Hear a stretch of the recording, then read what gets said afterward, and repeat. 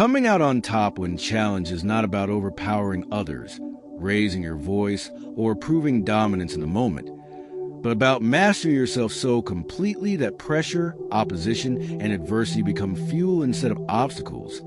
Because every challenge in life is first a mental event before it becomes a physical or external one. And the person who wins is rarely the one with the most resources, allies, or advantages, but the one whose inner state remains stable when others lose. Control. And history repeatedly shows that those who dominate under challenge are not the loudest or most aggressive, but the calmest, clearest, and most disciplined thinkers. Because when you are challenged, whether by people, circumstances, rejection, failure, disrespect, or unexpected loss, your mind instantly splits into two possible paths: reaction or response. And reaction is emotional, impulsive, short-sighted, and ego-driven, while response is deliberate, controlled, strategic, and rooted in self-command. And Stoic wisdom teaches that the moment you react emotionally, you surrender power, because whoever controls your emotions controls you, and challenges are designed by life to test exactly this, whether you are ruled by impulse or guided by reason. And the first step to coming out on top is understanding that challenges are neutral events, neither good nor bad, until you interpret them. And most people lose not because the challenge was too strong, but because their interpretation weakened them before the real battle even began. Because the mind says, this is unfair, this shouldn't be happening, or this will break me, has already conceded defeat internally, while the mind that says this is training, this is information, or this is an opportunity to grow stronger, immediately shifts into a position of advantage. And Stoicism emphasizes that you must never waste a challenge by turning it into suffering when it can become strength, because suffering is optional, but discipline is chosen. And the Stoic understand that life does not reward comfort. It rewards resilience, clarity, and consistency. And when you're challenged by another person, through criticism, disrespect, manipulation, competition, or hostility, the instinctive urge is to defend your ego, explain yourself, or strike back. But this is precisely how people lose leverage, because emotional engagement places you on the same unstable ground as your opponent, while emotional restraint elevates you above the conflict. And the Stoic response to challenge is not passivity, but superiority through composure. Because calmness under pressure communicates confidence, and confidence destabilizes those who rely on intimidation. And when you do not rush to respond, when you allow silence to do the work, when you refuse to mirror aggression with aggression, you gain psychological advantage. Because most challengers are not prepared for someone who does not bend, break, or bite. And this is why Stoics valued self-control above all other strengths. Because the person who controls themselves cannot be controlled by others. And challenges also test your attachment to outcomes, because fear of losing, fear of rejection, or fear of embarrassment clouds judgment. And Stoicism teaches you to detach from outcomes while committing fully to right action. Because when you no longer need a specific result to feel whole, you act with freedom and precision. And freedom is terrifying to opponents who depend on pressure and fear to gain leverage. And coming out on top also requires understanding timing, because not every challenge demands immediate confrontation, and not every battle is worth fighting now.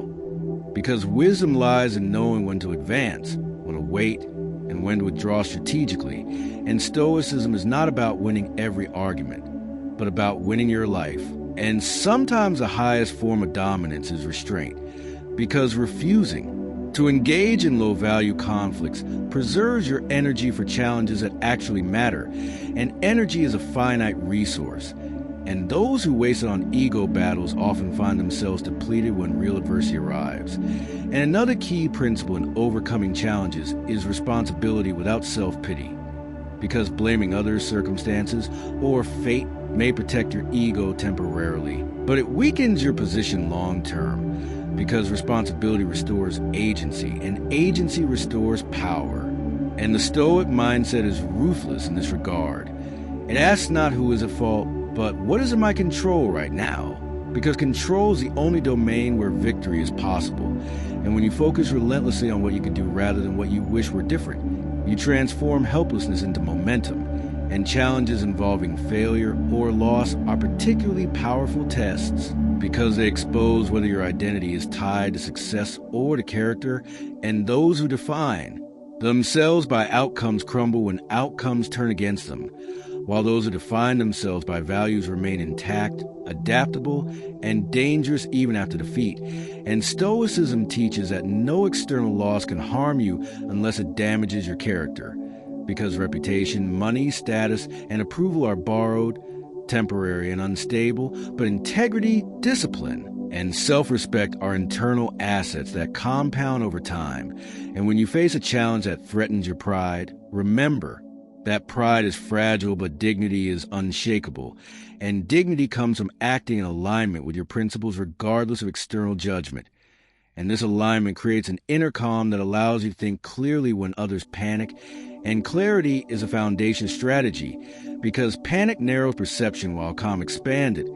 And in any challenge, professional, personal, social, or internal, the person who sees more options has the advantage. And Stoicism trains you to widen your perspective by removing emotional distortion, because emotions exaggerate threats and minimize capabilities, while reason restores balance. And coming out on top also requires endurance, because many challenges are not won by brilliance, but by persistence. And the Stoic understand that time is a weapon, because most people quit mentally long before they are truly defeated. And if you can remain steady while others grow impatient, frustrated, or discouraged, you often win by default. And endurance is built by daily discipline, not heroic moments, because a mind trained to endure small discomforts is resilient when larger trials appear. And this is why Stoics practice voluntary discomfort, not to suffer unnecessarily, but to remind themselves that they can endure far more than they feared.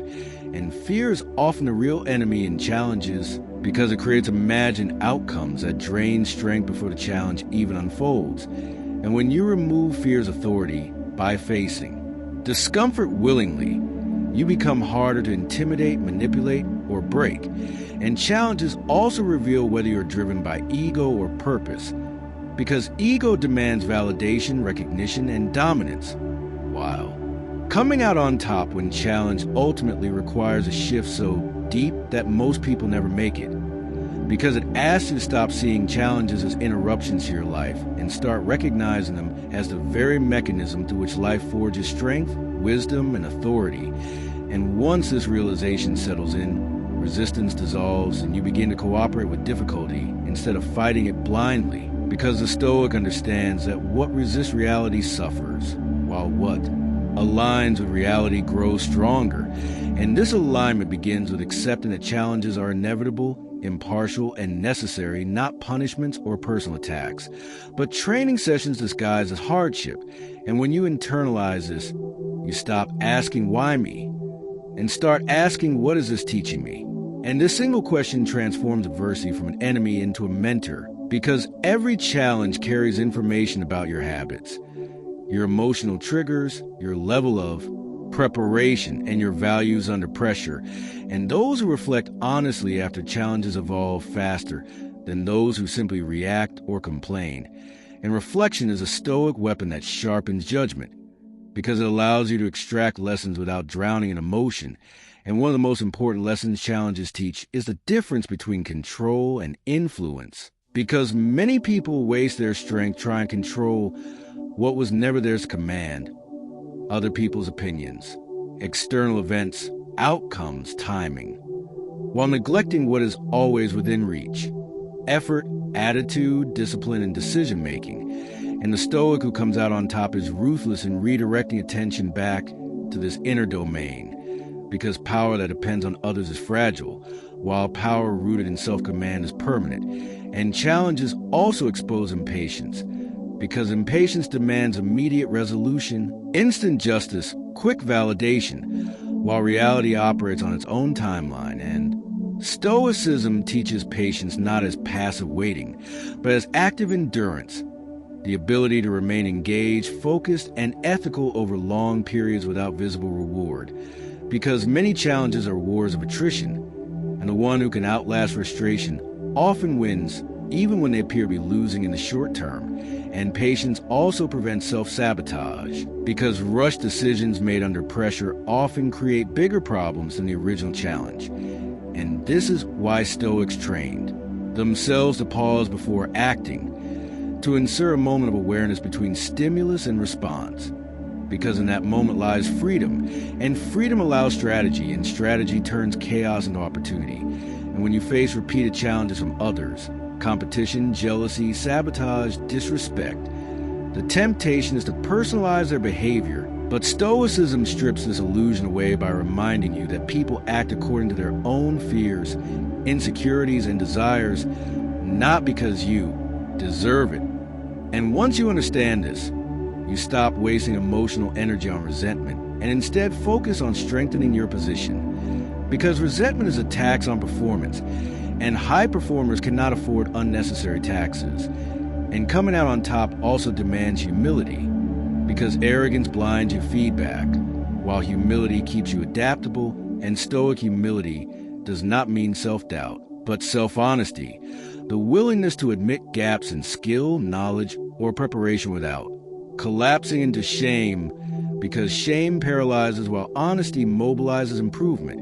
And every challenge is an audit of your systems: how you prepare, how you recover, how you decide under pressure.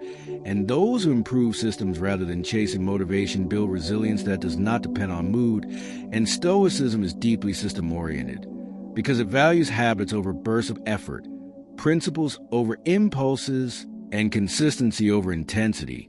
And when you face a challenge that threatens your identity, failure after success, rejection after confidence, loss after stability, the Stoic response is to return to fundamentals, because identity anchored in externals will always shake, but identity anchored in values remains intact, and values act as a compass when visibility is low, because challenges often obscure direction, and when you cannot see far ahead, you rely on your compass, not your emotions.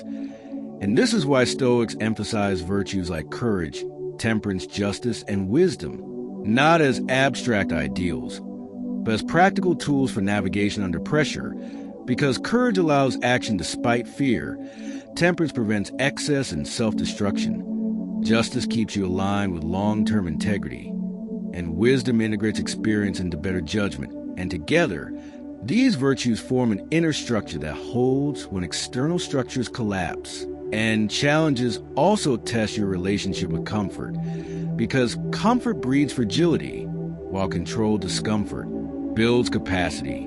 And modern life encourages avoidance of discomfort at all costs.